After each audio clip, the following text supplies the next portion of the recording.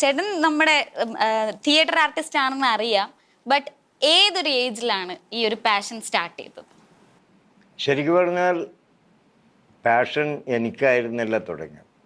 ഓ, എൻ്റെ അമ്മ ഇച്ചിരി താമസിച്ച് കല്യാണം കഴിച്ചാണ്. ഒരു 38-39 വയസ്സിലാണ് അമ്മയുടെ കല്യാണം. അമ്മയുടെ സഹോദരൻ, ഏറ്റവും ഇളയ സഹോദരൻ, അതായത് എൻ്റെ ഇളയമ്മാവൻ, നാടകത്തോടൊക്കെ കമ്പം ഉള്ള ഒരാളായിരുന്നു. കമ്പം ഉണ്ടായിരുന്നു എന്ന് മാത്രമല്ല, അദ്ദേഹം നമ്മുടെ പഴയ PJ ആൻ്റണി, ഗോവിന്ദൻകുട്ടി ഒക്കെ അവരൊക്കെ നാടകം കളിക്കുന്ന കാലത്ത് അവരുമായിട്ട് അവരുടെ സമകാലികനായിരുന്നു.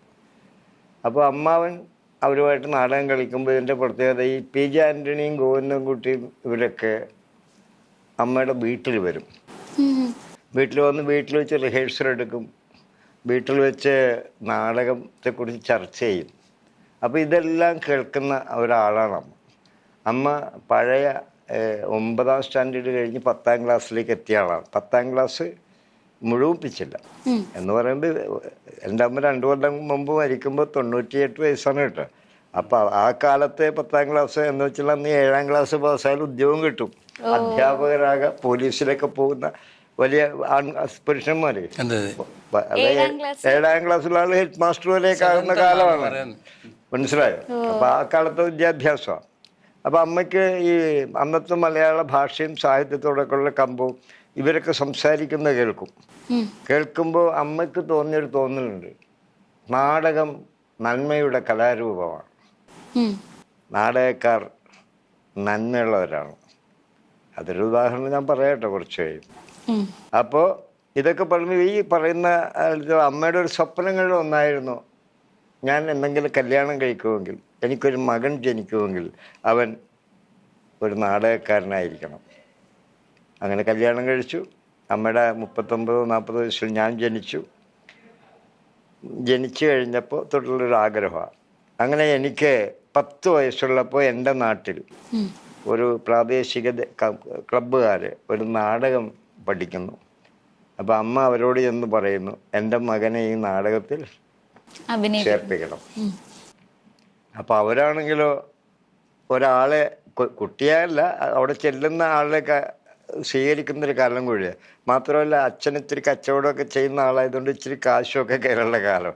അപ്പോൾ ഈ പേരിൽ മകനെ കൂടി പെടുത്തി പൈസയൊക്കെ വാങ്ങിക്കാമല്ലോ, നാടകത്തിൻ്റെ ചിലവിൽ. അവർ സന്തോഷപൂർവ്വം സ്വീകരിച്ചു.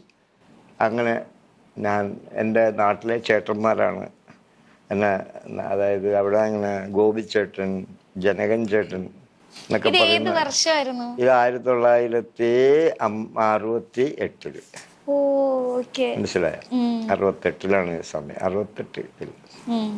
അപ്പോൾ അതിൽ ഞാൻ അഭിനയിക്കുന്നു, അവർ പഠിപ്പിച്ച് അഭിനയിക്കുന്നു. ഒരു തലതെറിച്ച ചെറുക്കൻ്റെ വേഷമാണ്. നാടകത്തിൻ്റെ പേര് കറുത്ത നക്ഷത്രം എന്നുള്ളതാണ്. ആ നാടകത്തിൽ തലതെറിച്ച ജോസൂട്ടി എന്ന് പറഞ്ഞ ഒരു വേഷം ഞാൻ കളിക്കുന്നു. ഉടനീളമായിരുന്നു ആ വേഷം.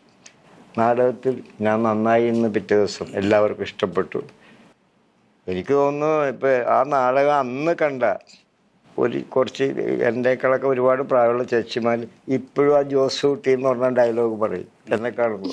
കാരണം ആ നാടകത്തിൻ്റെ എൻഡിൽ നാടകം അവസാനിക്കുന്നത് എങ്ങനെയാണ്. അപ്പോൾ ചേട്ടൻ്റെയും ചേച്ചിയുടെയും കല്യാണം കഴിഞ്ഞിട്ട് എൻ്റെയും കല്യാണം, അതിപ്പോഴും ജീവിച്ചിരിക്കുന്ന പഴയ പ്രായമുള്ള ചേച്ചിയുടെ എന്നെ കാണും.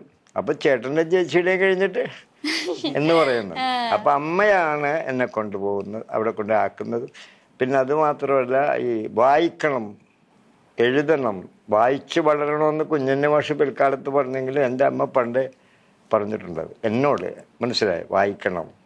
അമ്മ ഈ 10ാം ക്ലാസ്സിൽ അവരുണ്ട്, അന്നത്തെ ഭാഷയൊക്കെ ഉണ്ട്. വായിച്ചാൽ മാത്രം പോലെ അക്ഷരം ഒക്കെ ശുദ്ധിയായി പറയണം. അത് അമ്മയുടെ ഒരു പ്രയോഗം തന്നെയുണ്ട്. നാടകക്കാരൻ വെറും അഭിനേതാവ് മാത്രമല്ല, സാക്ഷരതാ പ്രവർത്തകൻ കൂടിയാണ്, മനസ്സിലായി.